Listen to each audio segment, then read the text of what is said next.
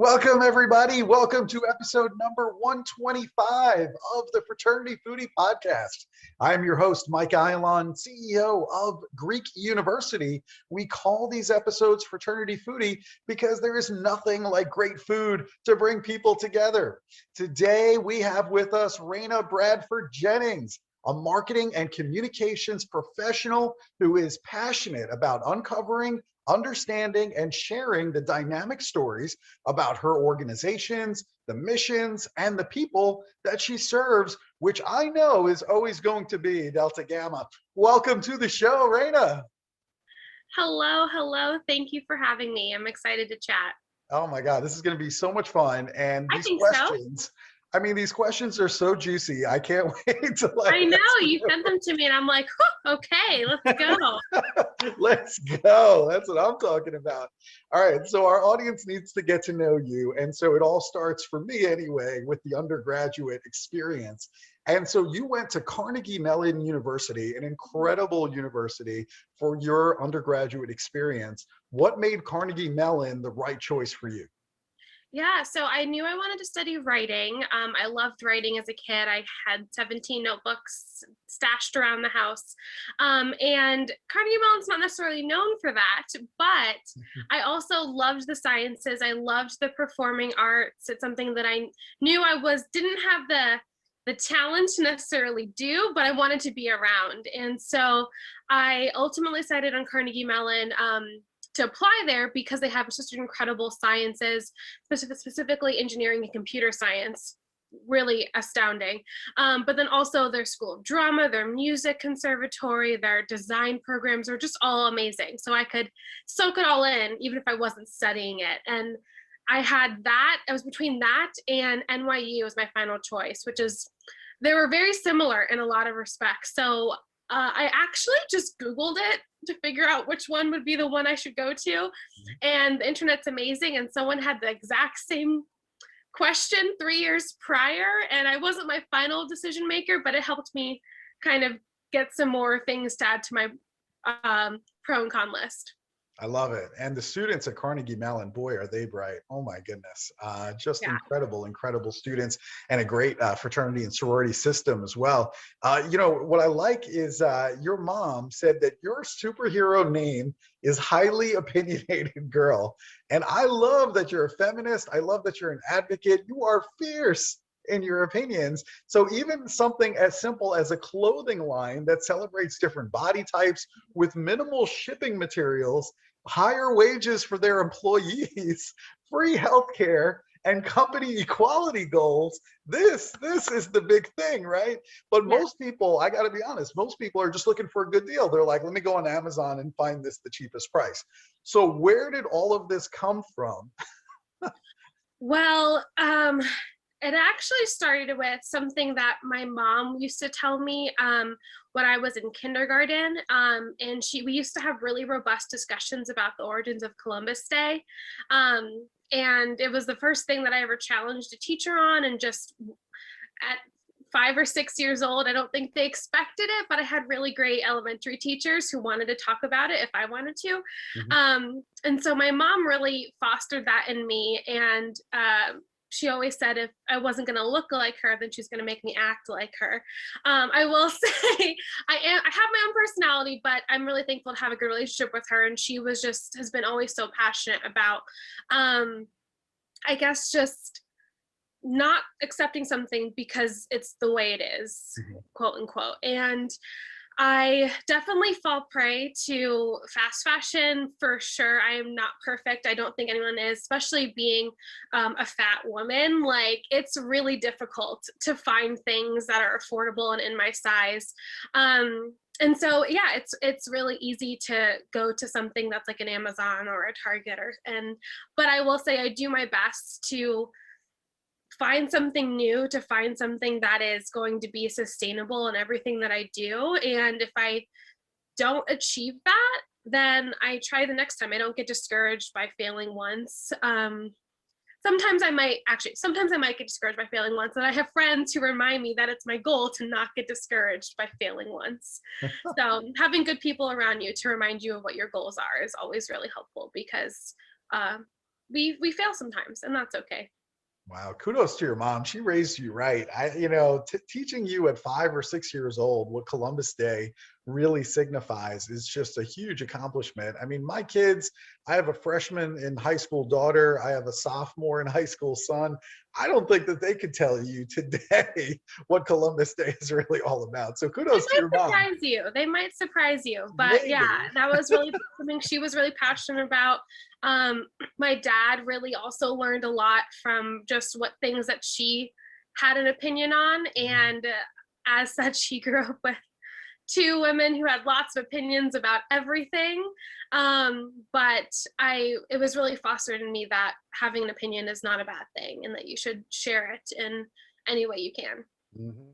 You clearly don't shy away from your emotions. One of the things that you said was, if anyone tells you that you're too emotional, you should ignore them. Why do you say that? So I have been told I am too much or too emotional often. I think women get told that a ton. I think Black women get told that even more. And I let it get to me, honestly. I think it's something that, honestly, women, we even tell each other, because we've just kind of um, internalized that showing your emotions too much or at the wrong time, quote unquote, is bad for you, is not going to get you where you need to be, is not going to have people take you seriously. And I just disagree with that. I think our emotions make us who we are. So I, over the last year or so, thanks to a lot of good friends and therapy, which I will always advocate for, I have really been trying to embrace my emotions and realize that they can help me further my goals, can help me better relate to people. I'm a really empathetic person, so I feel things very, very strongly. But I don't think that's a bad thing. And I think anyone who says it's a bad thing is usually because they had a negative experience expressing their emotions and taught themselves that they shouldn't do that. So hopefully it's something that they can unlearn, but it's not something that I will let other people dictate towards me. I love that you're an advocate for therapy. Same with me. I mean, it'll change your life if you let it, Absolutely. and it'll make you a better person. So that's really wonderful. And the other thing that was really interesting about you is that you talked about Casey Goodson Jr. He was a man that was shot by the Franklin County Sheriff's Department on December 4th. He was entering his home and he was holding a Subway sandwich in his hands. So talk to us about how this made you feel, and the Black people in this country being found guilty of the crime of holding mundane objects when it's dark outside. I want to hear more about that. Yeah, so that's a really heavy subject, but it's also, I feel like, a pretty simple one. I think we try to make it this big discussion when in reality, like I've said and like you quoted, we as Black people are too often found guilty of the crime of holding things when it's dark out. That, like, whether it's a pack of Skittles, or hey, maybe it's even a toy gun, but it's still a toy. And even regardless, it's really heartbreaking. And I think the worst part is when I first heard about what happened to Casey Goodson Jr., when I first heard about what happened to Breonna Taylor or George Floyd or Tamir Rice, literally any of the people, the names of incredible people whose lives were cut short too early. I was always either in class or in work, or about to go to class or about to go to work. And I never felt like I could use the reasoning of, I'm going through some trauma right now that never, someone I didn't even know, but it's still trauma that affects me. And I could never really explain that in my predominantly white class spaces, workspaces. I think more people are trying to understand what that's like, but it's really, really heartbreaking, and it's very difficult because we experience this trauma. It's generational. It has happened for hundreds of years, but also the situational trauma based on people that we've never even met, but who we share this kindred spirit with, or that we share characteristics with. And because of that, this trauma really weighs heavily on us, but we're expected to say, oh, that's too bad, or we feel terrible, and then just go about our days, make the deadline, hand in the homework, give the deliverable. And that's just not sustainable at all. And so I haven't found the right way to tell a boss or a student or a volunteer supervisor. I have a lot of volunteer roles. Hey, I'm working through some generational racial trauma right now. I haven't found the best way to say that. I guess it's just to say that. But it feels, sometimes I feel like I'm making an excuse, and I shouldn't feel like that, because it's very real and it's very heavy.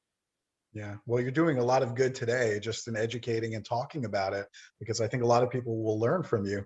And I also think, we should talk about posting things online. You mentioned that you wonder if you'll ever achieve the bravery it takes to be authentically myself without worrying how I am perceived. So Mhm. talk to us about this struggle. How does that relate to everything that we post online for our personal accounts and also for our organizational accounts? Yeah, so something that has resonated with me a lot, and I have to truly give a lot of credit to my therapist for when I said that, because it was something that she really encouraged me to ruminate on and think Mhm. about, is that no matter how intentional, how genuine, how authentic, those are buzzwords we hear a lot in our space, no matter how authentic or genuine we try to be, at the end of the day, social media is still a performance. It's still a performative tool, and we are still choosing what we share. So I think that's kind of something that I really struggle with, because I've chosen to work in this space. That's where my profession is. So I know that things that I do in my own life or my own accounts, and also the accounts that I manage, I have to think, even if I'm trying to be as genuine as possible and as real as possible, I'm still choosing what I show. There is still a choice. I can still make it bend towards a way that favors me, or if it is something that is critiquing my own something about myself, I can critique it in a way that still maybe makes me feel a little better about myself. And I think that's something that I'm very aware of, and I don't have the answer on, but I think if more of us were aware of the fact that there's no perfect genuine digital presence, because we're choosing what is shown, I think we would all have a really interesting conversation mindset with which to approach the sharing of information. That's brilliant. We have to talk about Delta Gamma and doing good. The pursuit of doing good is truly never done. You served as Delta Gamma House Corporation president and treasurer for almost 5 years. What made you want to give back to Delta Gamma in that way? Yeah, so as you know, I also worked at Delta Gamma's executive offices, their staff, and when I was in college, I had a couple of really incredible volunteers who just gave us their time and an ear. I actually found some of my emails in my archive from me emailing an advisor, and they were woefully unprofessional emails. So I'm really thankful that she still got what I was trying to convey, because they were mostly panicked about something pretty mundane now that I look back on it. But I wanted to do that for another young leader who was just trying to make their chapter a little better. So, I was a House Corporation president treasurer, but it was for one chapter. So I definitely don't make me sound like I was bigger than I was. But I also was able to be it's essentially a risk management advisor, and that was really challenging. I made some mistakes doing that. I don't think I was the perfect advisor. I think my goal was to do a little better the next meeting, the next semester, the next year than I did the year before. And my goal as an advisor or a house corporation officer has always always been just to be the most present person, and to realize that we have rules and policies, but these are also people. And so how can we make sure that our rules and policies think about the person first? And if they aren't thinking about that, then who do I need to talk to share my concern or share my opinions about how we can better make those bring those into alignment? So that's just always been kind of my goal, and why I volunteer, and something I hope to continue doing through different volunteer roles as I continue as a Delta Gamma. That's amazing. I love that an alumni helped you as an undergraduate, and now you clearly see the need to pay it forward. And I love that. I mean, that's really why I do what I do. I know that there were other alumni in my organization that helped me along the way, and now I'm just trying to help, other fraternity members and sorority members from all over the country be the best that they can be, because I do believe in fraternity. I do believe in sorority. But you talked about some of the mistakes that you've made, and truth be told, I have made so many mistakes. I can't even count. I mean, I made mistakes when I was in college, as a chairman of a committee, as president of the chapter. I made mistakes as executive director of my fraternity. And you know what? I make mistakes today. And I think it's because of those mistakes I will be successful, if that makes any sense. But why is it important for our listeners to understand that when they mess up, which is going to happen, especially for college students, they should just turn around, apologize, and then learn from it? Why is that an important exercise? I think it's an important exercise because we often feel like a mistake is the complete end of something, whether it's the end of who we think we are, the end of a position, the end of an opportunity. And sometimes it is the end, and that sucks, but that happens. But other times it's an opportunity to show someone grace, or to show someone that you care, or an opportunity for someone else to show you grace by you authentically apologizing, asking how you can do better, asking what you did wrong if you're not sure what you did wrong. I think one of the biggest things I've seen is when we make a mistake, when we still believe in what we did, because that's really difficult when someone else is telling you you made a mistake but you firmly believe in what you did. Mhm.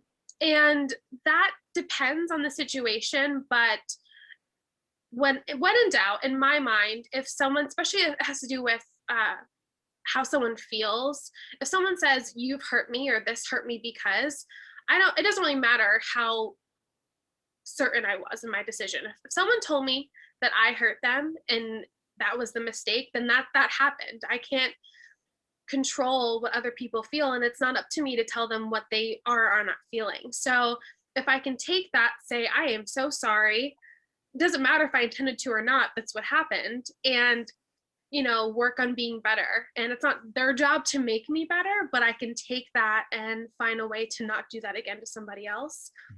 And I think that's what a lot of people just want to see in leaders, and people who make mistakes, is a true willingness to comprehend what happened, to not rely on that person who told you that you made a mistake to fix you, and be better in the future, and actively choose to not make that same mistake again.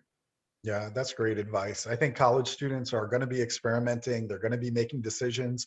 Some things are going to work out really well. Some things are going to be a disaster. And you just got to own it, and and move forward. I think is the key. But yeah, everyone's got that journey, and I think that's what college is all about. It's about figuring out what your leadership style is. And I think that fraternities and sororities can help make that process happen faster, because you are in that environment where you're a team environment, you have leaders, you have people on committees, and you're all trying to work together towards some common mission. And that's where you figure out what your leadership style is. So kudos to the fraternity and sorority community for making that happen. You also mentioned Delta Gamma's executive offices. You were working in marketing and communications for 6 years for Delta Gamma. And so what types of things did you work on there? What are you most proud of from your time working at the executive offices? A little bit of everything is what I worked on. My official title was Senior Marketing Communication Specialist and Social Media Manager. So I ran the fraternity social media for 4 of those years, 4.5 of those years. And I did our website when I first started, although other people were hired and came in and took that over from me when I switched into the role I ended in. And I did a little bit of everything. I got to do a little speech writing, a decent amount of speech writing, newsletters, digital marketing, social media, both paid and organic. What else? Helping with events, creating handbooks, well, really editing handbooks that were created with content from our volunteers, really making them succinct and easy to follow. And I think we learned how to do something better every year, something that I might have done as the process or what we just did and when I first started was outdated and not the way to do it by the time I left. And I think, in our fraternal world, sometimes it's really easy to get attached to the way things that we were done when we were younger or when we first joined an organization, when we first started working there. And I think it's really important that we continue to learn that it's okay for things to look completely different and still be under the guise of fraternity and sorority. They can still be an organization, even if it looks completely different from when you joined or when you first started working there. And I think that's really difficult for us as organizations that are so steeped in tradition to let go of some of those traditions. But I think that's something that I kind of learned about and started to get really passionate about while working there, that it's okay to let go of some things as we continue to evolve what our organization looks like. The thing that I'm most proud of, I think it changed every year, but this past year was really, really difficult. It was difficult to work for a historically white sorority during a time when everyone was really critiquing historically white organizations, I think, as we should be. And most people who interact with us don't know that I'm a Black woman, and so that was always really challenging. But I appreciated a lot of the members who were challenging us, because I think that is something that we as staff needed to hear and needed to see in order to grow as an organization, that our leaders needed to see and grow. And during that time, I was really able to advocate for the creation of a group for Delta Gamma members of color. And that group is an incredible group. It is, I kind of call it like an alumni chapter, but it just exists on Facebook.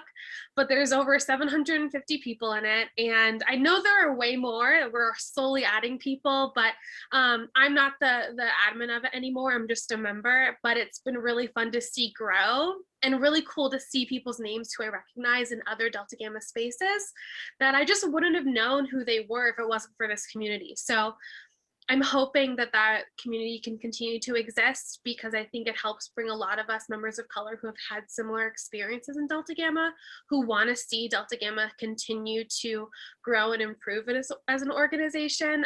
It binds us all together. And so it's been really fun. I love it. I love all the changes that you made there, and your willingness to do things differently, I think, is so important. I know, working for the executive offices for a number of years, we went through a new branding, new website, new logo. I mean, these are like tremendous changes for a fraternity or sorority to go through.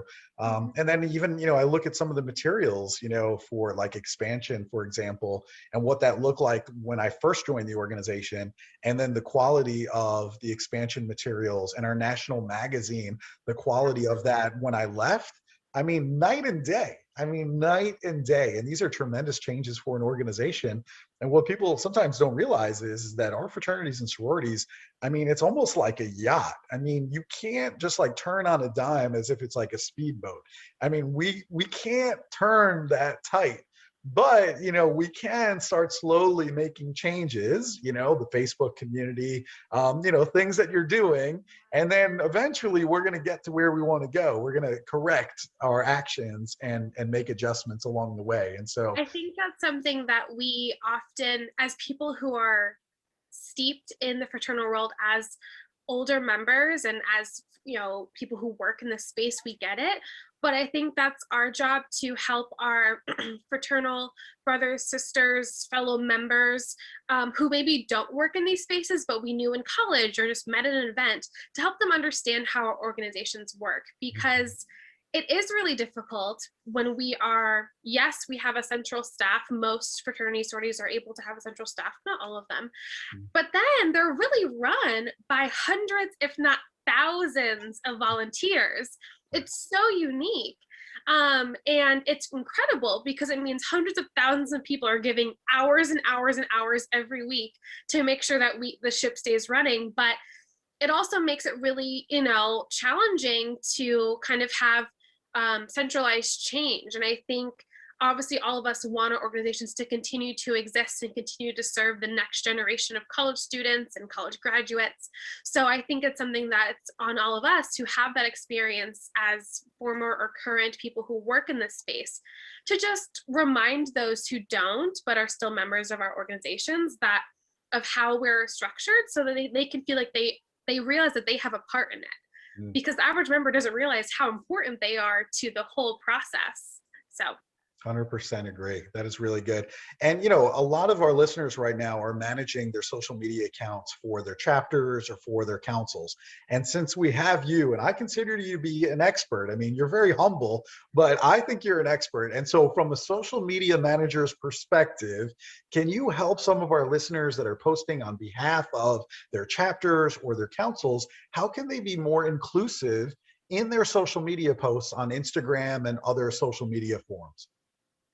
absolutely. So I think there's a couple of different ways to do it. And I think the first is to recognize if who you are as a chapter is who you want to be as a chapter. Because I think often we think we have to post about our current members, and yes, but we can also share information and posts and videos and images that demonstrate where we're trying to go. Because if we only show about who we are, then we're going to continue to invite and attract members who like who we are. And if we are currently trying to grow and evolve, we want to kind of push ourselves to this next level. And so one of the ways that I always recommend chapters do this is by partnering with other groups on campus who are excelling in a space that the chapter wants to excel in. So for example, something that my chapter did of Delta Gamma at CMU was we always participated in a couple of unofficial, official chapter-wide celebrations. So we always had what's it called? I guess there's a big dinner to celebrate different holidays and different religious holidays. So we would do one for, like we might do an Easter potluck, but we also might do a Rosh Hashanah potluck, which was always really fun because we learned different foods to make. A lot of us celebrated Holi or Diwali with our sisters, which was really fun because those usually fell during the school year. And they're fun, but they're also just a way to kind of help another chapter member feel like who they are celebrated in the chapter. So for a chapter that's trying to be better about that and learn how to celebrate different, religious experiences, for example, and you could ask chapter members, or you don't want to put the onus on them, you could reach out to other other organizations on campus, other fraternal groups that might celebrate those, and ask, hey, can we have a joint celebration together? In COVID times it might look a little weird, but it's still something that you can ask how you can amplify what they're doing in a way that shows that you really care about it. And I think that's something so simple that we often think we can only talk about our chapter, or only talk about Panhellenic, or only talk about IFC. And like, there are tons of councils, and there are also tons of organizations outside of councils.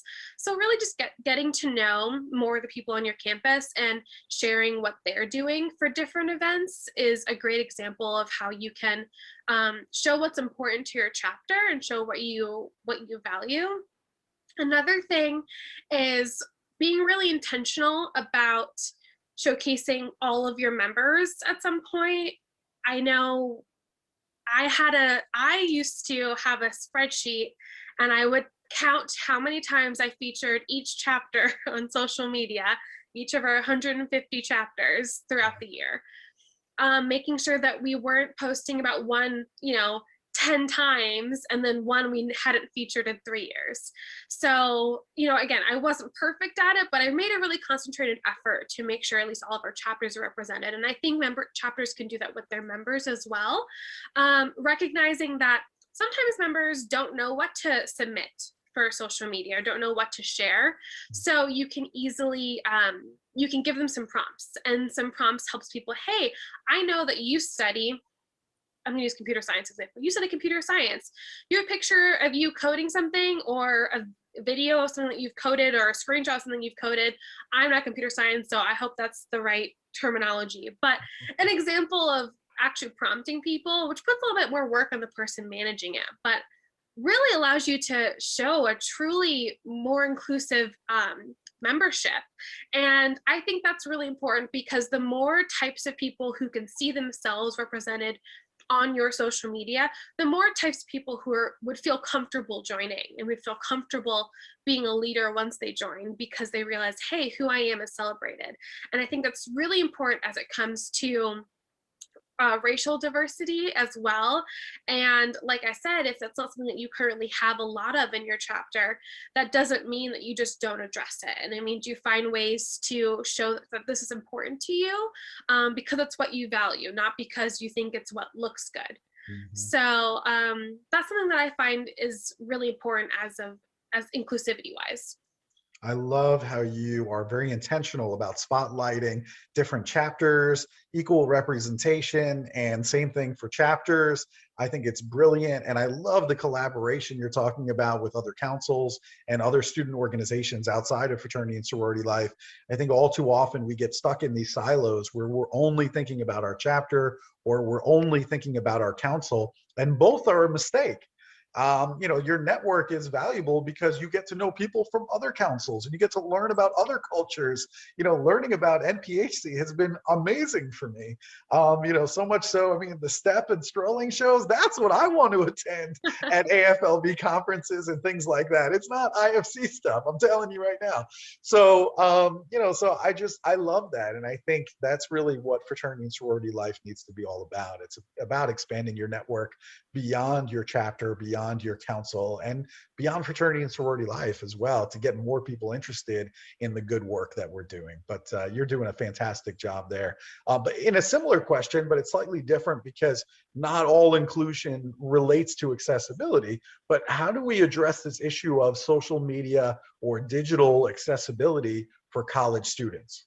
Yeah, it's something that I'm very passionate about. And I'm, again, not perfect at it, but something that I would really suggest is going to a lot of universities will have an office of accessibility or in some shape or form to make sure that student materials are accessible. And there are some schools that really excel in the digital area as well. Quick search will help you find if your school has one of those, or maybe a school in your area. But a couple of things that I've learned, again, not an expert, but just kind of trying to do my best, is that always make sure all of your images have alt text behind them. So that's essentially an image description. Note that alt text is different from an image description, technically, in the type of things that are showcased. So for example, if I held up my brick phone here saying, woman holding up phone would be alt text. However, an image description would say, woman holding up turned off iPhone with bookshelves behind her, something like that. That would be an image description. It's a little bit more detailed. And there's instances when you would use one or the other, but those are really important. Almost all social media platforms finally have a space where you can add that alt text. I tend to just default to a more descriptive image description, and I use the alt text field to put that in there. For video, really important that you have captions on your videos. Right now, I think only Facebook and Twitter, maybe Instagram, that might be new, allow for closed captioning, which is the opportunity to turn captions on and off. However, when in doubt, you can use what's called open captioning and just burn the captions into the video. That's really important for all sorts of accessibility reasons. People who are have what's called auditory processing issues, or deaf or hard of hearing folks, or just people who are, in class, not supposed to be watching videos. Those are all really helpful tools. And then one that I think a lot of people don't know of is to use Camelcase hashtags. So that means instead of sentence case, where only the first word is capitalized, or just all lowercase hashtags, you would capitalize every word. It doesn't change how the hashtag functions, but it makes it a little easier to scan. So for example, if I was going to hashtag Delta Gamma Convention, all lowercase, that wouldn't be super ideal accessibility wise. I want to do hashtag Delta, that's capital D, Gamma, capital G, convention, capital C. And that still functions the exact same way. It'll still show up in other posts using that hashtag, but it's a little easier to scan and read for people who need that. So those are 3 of my go-tos. A couple other things are, right now in this day and age, we love to use excessive emojis to showcase enthusiasm or anger or whatever emotion we're feeling. That's fine. However, not all, but to my knowledge, most screen readers will read every single emoji. So if you have 10 smiley faces emojis, it'll say smiley face, smiley face, smiley face 10 times. So just to be cognizant of that, and use them sparingly, use them intentionally, or use them towards the end of the caption, so that way if someone wants to skip it over, they're not missing important information. I could keep going, but those are probably the 4 tools that I use most frequently. I highly encourage anyone who is really trying to improve the accessibility of their digital materials, including social media, to just do a quick search to see if your school has that office that could kind of help you out and get you some really cool tools. Brilliant. It's something that a lot of us really don't think about, and we really need to. And I will tell you, just by burning those captions on our videos on social media, we ended up getting a ton more interaction, just in terms of comments and likes and other things and views, just because of that. So I would highly recommend it no matter what. I think it's brilliant. It really works online. So thank you for sharing that, because again, I learn something new every time I do one of these interviews, and you've taught me a lot in that area of accessibility. So I really appreciate that. Now, you know that we love good food here at Fraternity Foodie. Yes. And we share a love of cookies. You love Lion Cub cookies, but the problem is I live in Nashville. I don't live in Columbus. So I'm jealous of these thick cookies that you're showing off and you're getting to eat, because I can't have any of these cookies. I'm drooling over your photos. So what are your favorite cookie flavors these days? So yeah, Lion Cubs Cookies is a super young business here in Columbus, Ohio. I think they started in September 2019, just before the pandemic. And he's managed to thrive. Like, his business went from pop-ups in certain restaurants or bars to delivery. He pivoted to delivery really quickly, and now has something like, I think like 10, 12 employees. And it was just him and his mom to begin with. Him being the founder and owner of the company. So yeah, and they're just incredible. They only sell 5 flavors a week, but they have over 30, I think. I don't know the full scope of all their flavors. I probably could figure it out if I had time, but I love them so much. As a testament to that, I actually, in November or December, created an Excel spreadsheet of every single cookie I've tried. I rated it in 3 categories: initial taste, aftertaste, and the sweetness balance. If it was too sweet, not sweet enough, just right. Completely subjective. No one else could duplicate this because it's just my own personal thought. And I had tried at that time 27, 24 of the flavors. And I'm not going to tell you how much money I've spent, but they have really helped my mental health this year. So it was worth it. My favorite are their salted 2-chip, which is 2 different flavors of chocolate chips with sea salt on top. It is incredible. It's absolutely incredible. He also has a s'mores flavor, which is incredible. It literally tastes like s'mores, but it's a cookie. Puppy chow. He has a puppy chow cookie, which is, I think the base cookie is like a chocolate chip, but with some other puppy chow elements. And on top, there's an icing, there's powdered sugar, there's the puppy chow on the cookie. It's incredible. I feel like I need to round out with a 4th. What's a 4th favorite?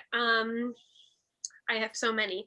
I think I'm trying to remember my actual list. I feel like my 4th favorite might have been the double chocolate or triple chocolate, which is just everything in it is chocolate, essentially. I'm a big chocolate You are making me so hungry. Can I have them shipped to me in Nashville? Will he ship them? They don't ship. I've Oh, actually taken it upon myself to ship them to friends and family. So I can add you to my list. I've got like 8 people I've got to get oh to, my gosh. but I just package them up and I ship them myself because I need people to try them. Totally. I'm going to Venmo you some money and I'm going to put in some orders because I need to have these cookies in my life. I, Sounds good. you're going to help my mental health. So I appreciate They that. truly make a difference. I can vouch for that. Oh, that sounds so good. All right. So if our listeners want to connect with you on social media, maybe they want to ask you more questions, what is the best place for them to go to connect with you? Yeah, so I probably Twitter or Instagram are both places I check pretty frequently. My handle I created freshman year of college, so bear with me. It's I_make_it_Raina. Um, that's me. Um, I will own it. It was my Powder Puff name in high school on the back of my Powder Puff football shirt. And then on LinkedIn, I'm just Raina Bradford-Jennings. There's not a lot of people with my full name, so you should be able to find me pretty easily. That's awesome. Thank you for sharing all this incredible information, Raina. This is going to be a very popular episode, especially with Delta Gamma. So I appreciate all the time and effort that you put into it. It has been an absolute pleasure. Thank you so much. Thank you. Remember to do good. Absolutely, DG. All right, to all of our listeners, if you liked it, please make sure you like it and share it with other members of Delta Gamma, other sorority members, fraternity members. I don't care what council you're in, you have something to learn from Raina. I promise you that. And I hope to see you on another episode of Fraternity Foodie. Bye for now.